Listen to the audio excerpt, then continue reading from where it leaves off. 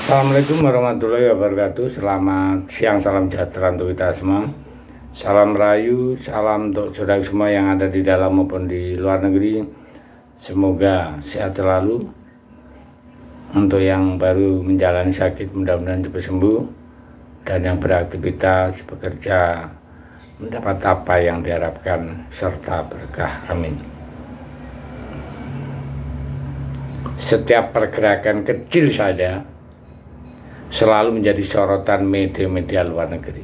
Itulah timnas kita Indonesia. Media tetangga jadi yang paling sering menyoroti, ya walaupun terkadang nyinyir sih ya. Tapi entah kenapa kalau menjelang matchday memberikan sedikit dukungan positif. ASEAN sepertinya ingin ditopang namanya dan Indonesia bisa jadi penggendong handal jika sejauh perjalanan menuju Piala Dunia.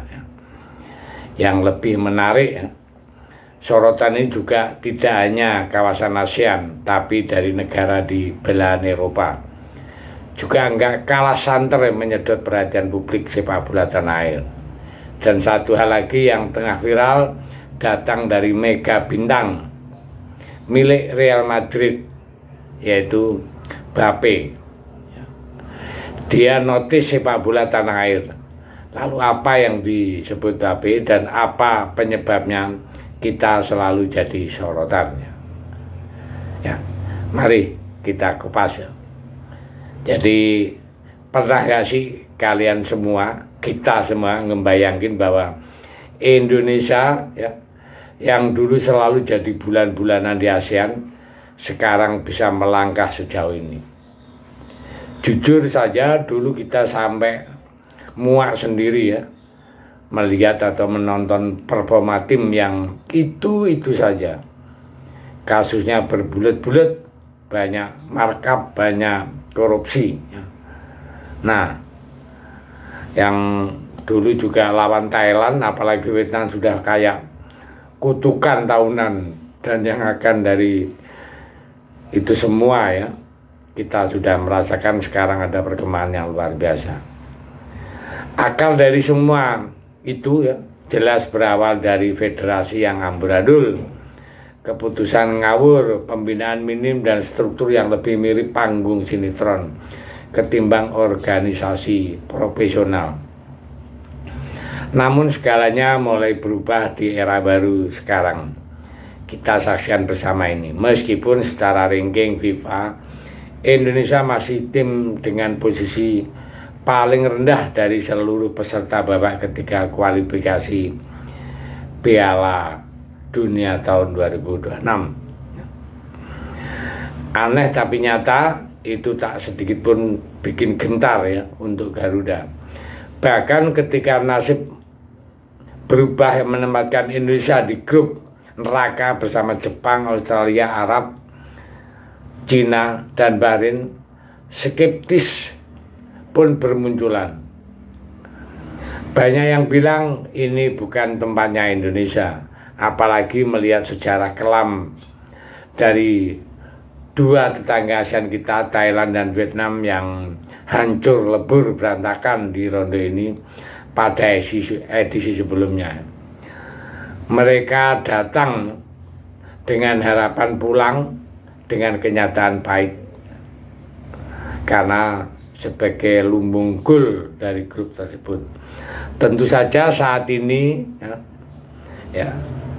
tentu saja saat itu publik mengira Indonesia akan menjadi pelengkap jadwal juga, sama seperti negara-negara tetangga yang sudah duluan dia mencicipi kualifikasi babak ketiga. Tapi seperti alur cerita film terbaik, itu datang saat laga dimulai. Tim Garuda mampu berdiri tegak. Tak hanya melawan, mereka membuat Arab Saudi kerepotan dan menghadang Bahrain dengan penuh percaya diri di GBK. Kedua-duanya kita KO di GBK. Dan ini bukan cuma pengakuan lokal, dunia pun menyadari ya. Media terbesar yaitu SPN dalam salah satu artikelnya menyebut bahwa Indonesia kini adalah kekuatan baru di Asia. Mantap bro ya, kekuatan baru di Asia. Mereka menyoroti betapa timnas ini sudah berbeda dari yang dulu. Kini 80% skuad diisi pemain-pemain belaga di liga-liga top luar negeri dari Eropa hingga Amerika. Itulah mengapa ya, ketika Indonesia jadi satu wakil ASEAN di ronde ketiga, media-media internasional pun mulai rutin menyebut nama Indonesia di dalam berita mereka. Ya. Bahkan FIFA pun ikut turun tangan.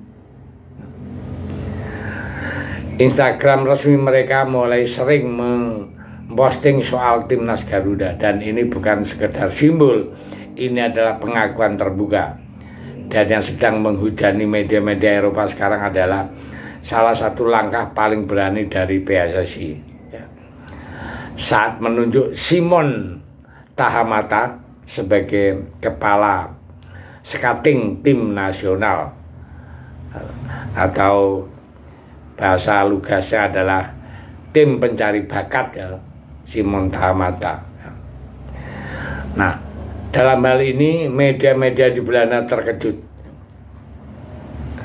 Seorang ex pelatih muda Ajax yang terkenal sulit diluluhkan setelah didepak dari Amsterdam tiba-tiba menerima pinangan Indonesia. Football internasional, yaitu football primer, hingga Soccer News Nederland semua menyoroti keberanian ini. Indonesia seriuskah ini? Ya, ternyata iya, kita serius. Dan Simon pun melihat potensi besar dalam proyek ini, terutama dalam jangka pendek. Misi ke Piala Dunia itu sudah di depan mata. Hal inilah yang jadi impian ya, akan jadi realita yang sedang diwujudkan. Dukungan PSSI untuk terus meningkat, kualitas staf timnas juga